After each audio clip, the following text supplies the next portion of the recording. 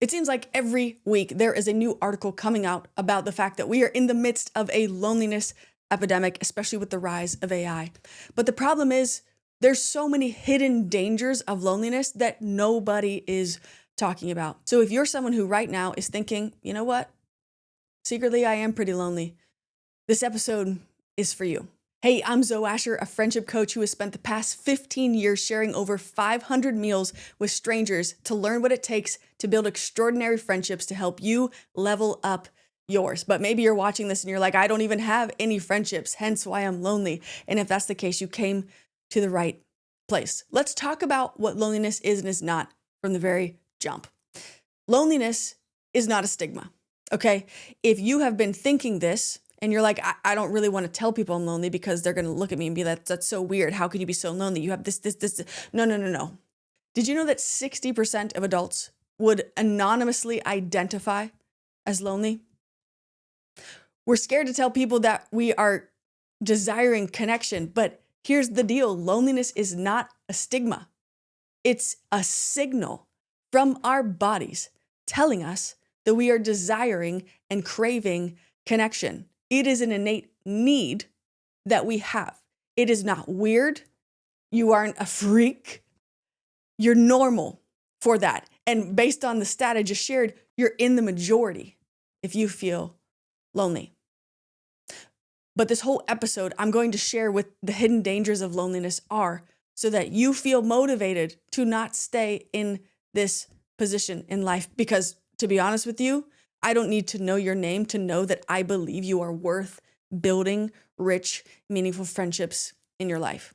The first danger of loneliness is that if we sit in it for a certain amount of time, it stops our desire to be better at anything in life.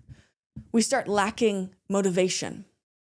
And the core problem with that is that we are also created to feel like we serve a purpose on this earth. But loneliness starts to lie to us if we are only listening to our own brain and we stop having the gumption and the desire to want to be better or to change and grow.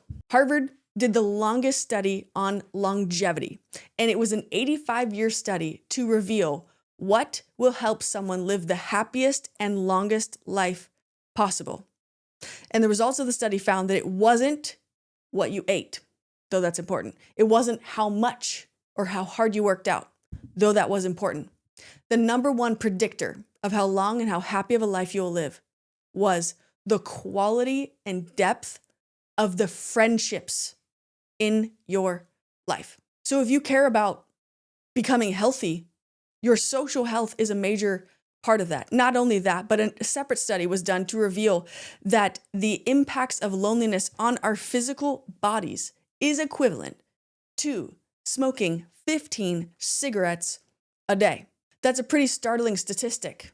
And maybe you are at the place in your loneliness where you are hearing that and you're like, well, yeah, it doesn't really matter. I don't really want to live a long life, but this is all I got. I don't have any good friends. There's really no purpose in all of this. And I absolutely beg to differ. You just have to be around and find the right people. Now, those two studies get referenced more often in the loneliness articles.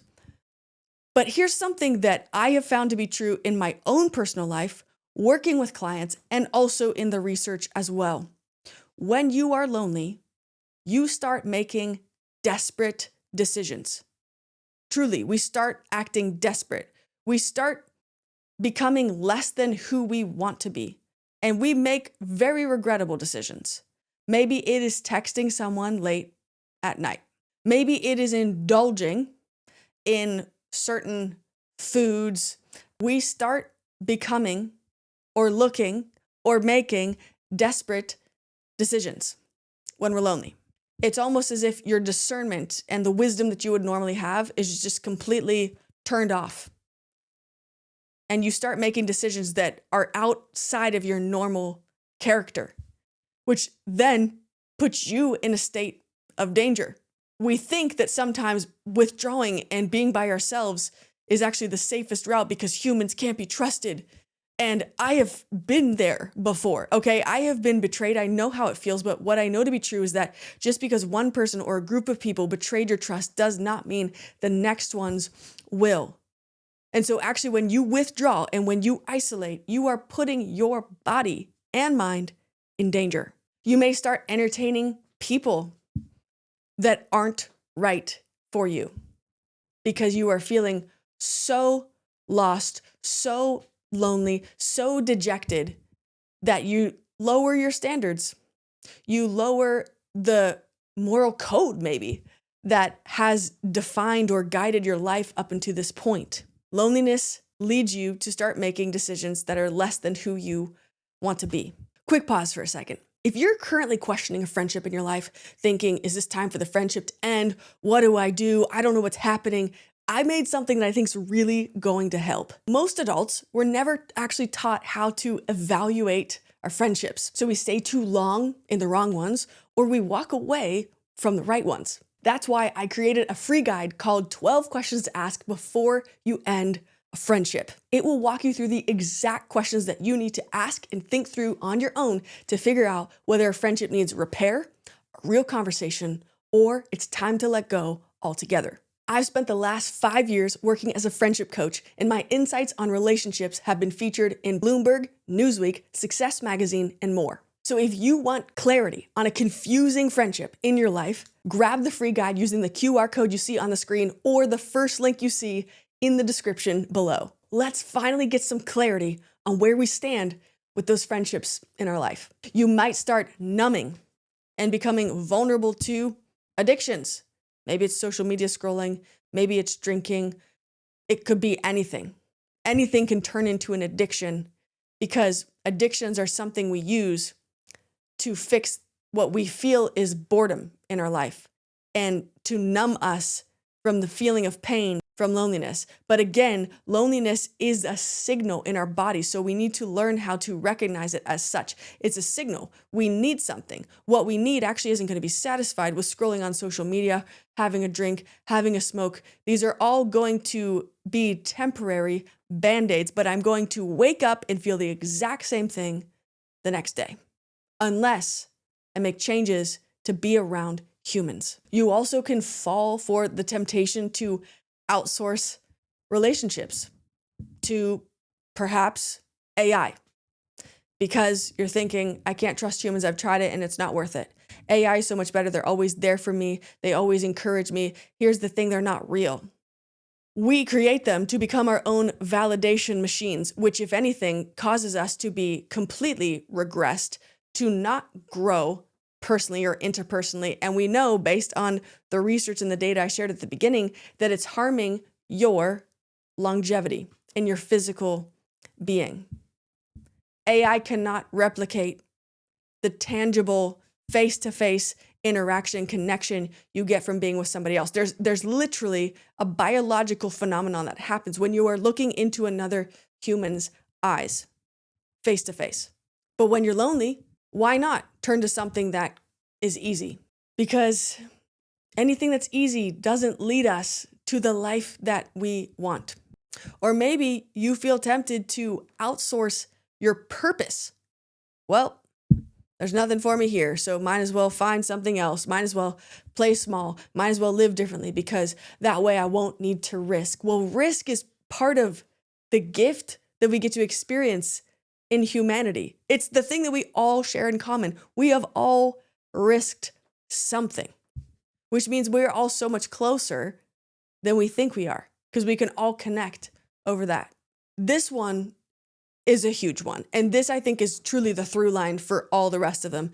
When we are lonely, I have seen a direct correlation between loneliness and lack of discipline. And if you are disciplined, then innately, you typically are less lonely. Not all the time, but typically. Because discipline usually doesn't stay isolated to just one area. It extends out into multiple areas of your life. When we are lonely, we lack discipline because we lack desire. We lack motivation. Well, what do I need to get better for if I'm not going to hang with people? Why do I need to grow? For you to come into alignment with the idea that life is worth living and it's worth doing life with other people. That's the magic of it all. By the way, I have a whole episode where I break down how to destroy your loneliness. Feel free to check it out up there. This episode, though, is specifically just discussing these hidden dangers and pitfalls of loneliness that no one else is talking about, so that we understand from a deeper perspective why it's harming us. Okay, here's another danger of loneliness, is that your mental state becomes impacted negatively as you don't have anyone else in your life speaking life and truth over you, unless you seek it out. See, when we are stuck to our own minds, we actually begin to start believing we know it all. And unfortunately, that is just incorrect. I haven't met a single human, I'm sure you haven't either, that truly knows it all. In isolation, it begins to warp our view of reality. So we can easily start believing lies that aren't true, coming up with assumptions, creating expectations that aren't realistic whatsoever. And it's pulling us further and further away from the person we want to be and the people we want to have in our life. And this is the one that I think we can say culturally we have seen a rise in. A danger of loneliness is that you can start to enter a state of victimhood after a while, believing that this is somebody else's fault. Nobody can be trusted. You cannot get out of the state that you are currently in. It was other people's fault. You start to blame. And when you start to blame, it starts to take the focus off of what you can do and be in control of, and therefore grow from and through in your life. And I am so passionate about this one because I have absolutely fallen victim to the victim mindset before. And it's one of the worst places to be in because you feel incredibly hopeless. But here's the truth. You are no longer a victim when you choose to take action on your own. You actually get to choose what you do next. Maybe a situation happened and it was not by your hand, but it fell in your lap. You still get to decide what you can do next to move forward and move out of that in your life. But when we are in this state of victimhood, the real danger that's caused from loneliness into this element is that we begin projecting this thought process onto others. We begin to stay a victim. And I think maybe you can say from experience too that nobody's really drawn to being friends with a victim and someone who believes that everything else is everyone else's problem in their life and they just literally cannot bounce back because of how pushed down they have felt by other people or other circumstances in their life. The friend that's always complaining or blaming others is not a friend at all. You stay lonely because we are drawn to people that have hope innately. We want to be focusing on a future that's brighter and better than where we are presently. And I'm just going to be bold and say this. On the internet, I see, as I'm sure you do too, often there are certain individuals who are always posting really political commentary. Sometimes it's hate-filled rhetoric, and it's hate-filled towards the other party. The irony of that is that if you're hate-filled towards another party, you are becoming just like the party you are saying is hate-filled. When you have such hate-filled rhetoric, it is telling most of us you are losing touch with humanity, and you may, in fact, be lonely. You can think you hate someone until you sit down and have a conversation with them, and you find out that you actually see more eye to eye on things because you're literally looking each other in the eye, and loneliness tells us that we shouldn't do that, when it's the very thing that can help bring you back to reality. We cannot fall victim to the desires of isolation and closed-mindedness and ultimately losing touch with humanity. AI, all these companies that are pushing AI, they want to push some type of product that can ultimately pull you away from humans. Maybe that's not the original goal, but here's the deal. They want to make money And so at what point do we get to choose? I'm not going to be a slave to that. I'm not going to be a victim to that. I get to choose how I'm going to live my life and how I'm going to move forward and move through this and move past the current state that I am in. If you made it this far, then I'd like to tell you my personal story because I know how it feels to be lonely.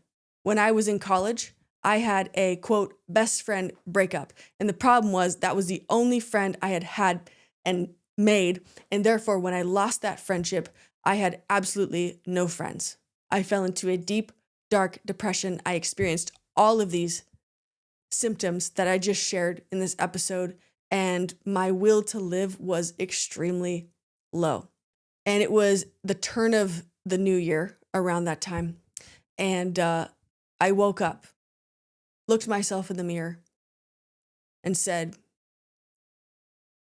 I don't want to do this anymore. I don't want to be lonely anymore. And I realized that if I didn't want to be lonely, I needed to make a decision to take action. And that was going to be scary because why would I want to do something that's uncomfortable when I could just comfortably slide back and become a shell of myself? But the pain of change outweighed the pain of staying the same. So I made a radical decision to eat a meal with someone different on my college campus every single day and get to know their story. Because my goal was, if I can hear about someone's story, a moment of hope, how they got through something in their life, it's going to inspire me to do the same. And it's going to make me start to feel a purpose because I'm not focused on myself anymore. I'm thinking about how can I serve others? How can I encourage others? And that hypothesis was completely correct. I want you to know that loneliness does not need to rule you anymore. Yes, it's a signal. What will you do with that signal going off in your body? If you want to learn how to destroy your loneliness, watch this episode right here. Know that I believe in you and I believe that you are worth building incredibly rich human friendships. And that on the other side of that, you are going to unlock the life filled with hope and purpose that you have been seeking for so long.